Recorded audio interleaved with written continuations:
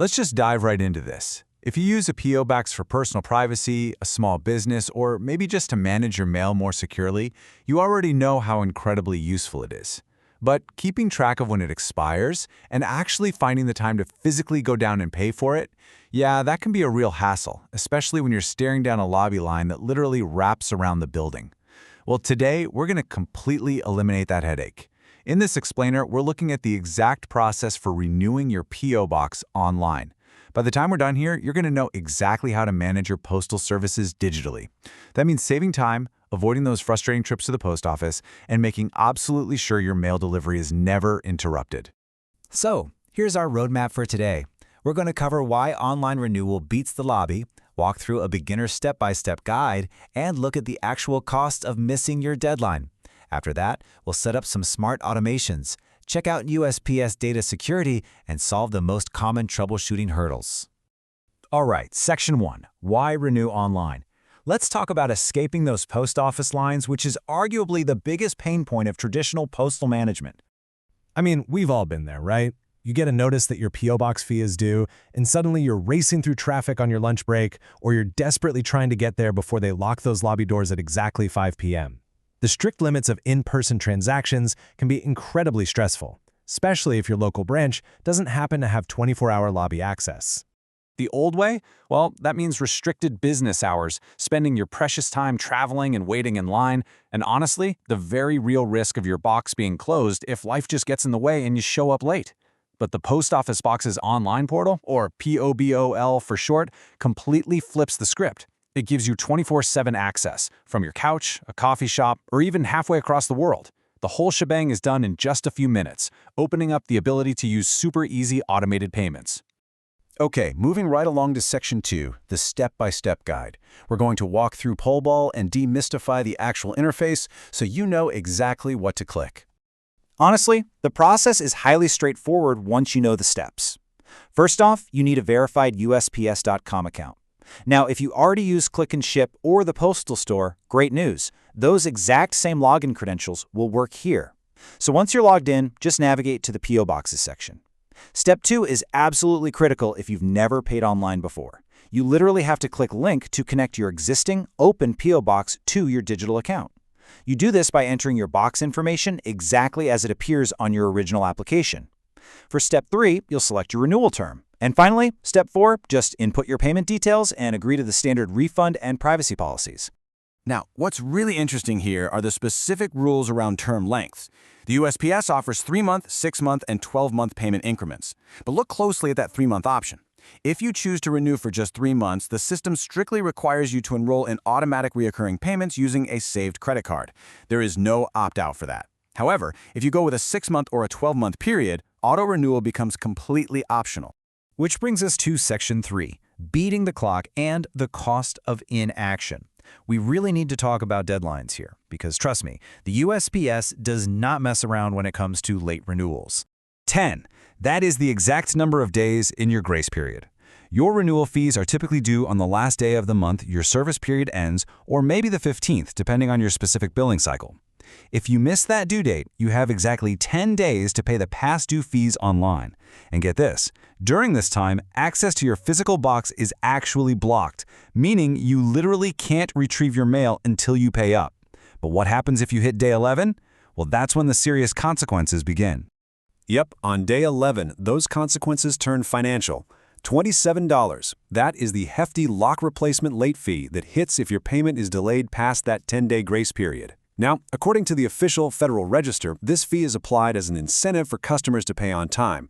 But here is the real kicker. You are charged this late fee even if the physical lock hasn't been changed yet.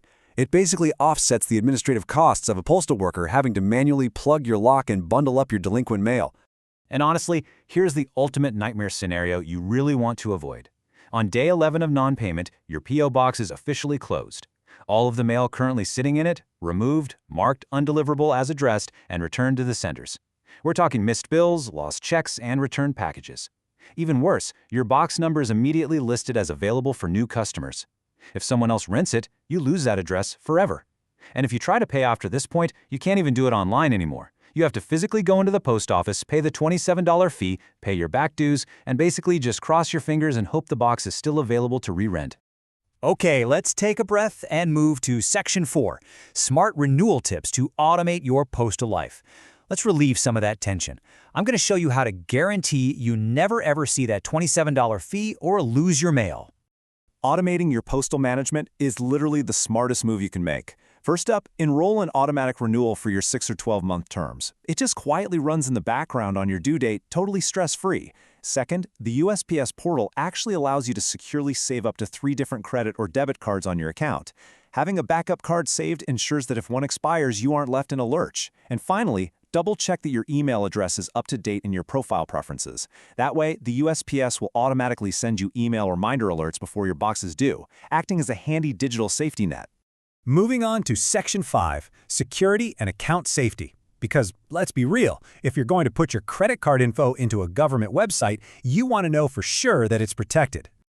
The USPS takes portal security very seriously, and that starts right at the front door.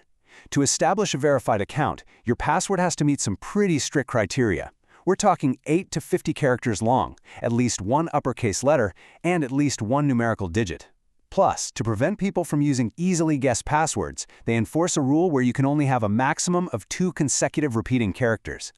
And to defend against hacking, the system has a built-in automatic security trigger. If someone, or hey, even you on a forgetful day, attempts to log in and submits an incorrect password 4 times in a row, the profile is locked entirely for 24 hours. It can be annoying, sure, but it strictly prevents unauthorized brute force attempts to access your account and your payment data.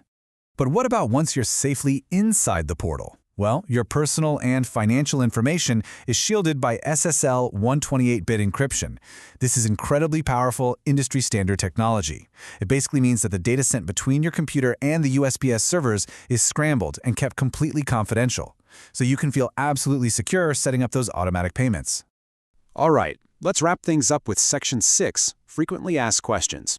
We're going to tackle the most common troubleshooting issues users run into during this renewal journey. First off, if the web page acts up, don't panic. If you forget your login, you can just use the Forgot Username tool to have it sent straight to your registered email. But what if the page just isn't loading or you're getting weird error messages when you're trying to pay? Well, the official USPS documentation states that most website performance issues can be solved by simply clearing your browser's cache and cookies. If you're on Windows, just press Control, Shift, and Delete at the same time to bring up that menu. Also, it's a good idea to double-check that you're using the current or at least immediately previous version of your web browser like Chrome or Safari, because older versions aren't always supported. Now, here is a huge misconception we absolutely need to clear up.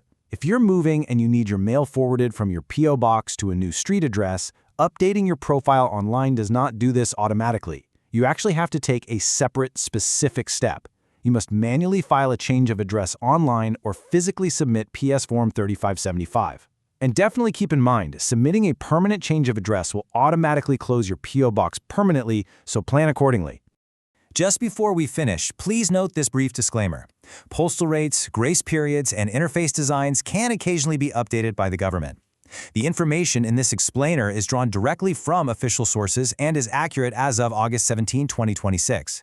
Just always remember to verify current processes and policies through the official USPS website or by chatting with your local postmaster. And that brings us to the end of our breakdown. By taking just 10 minutes to link your box and set up automation today, you are completely bulletproofing your mail delivery. But, it kind of makes you wonder, if a simple missed deadline can result in losing your established address forever, what other critical digital subscriptions in your life are currently sitting just days away from a day 11 nightmare? Thanks so much for joining me on this explainer, and I'll catch you on the next one.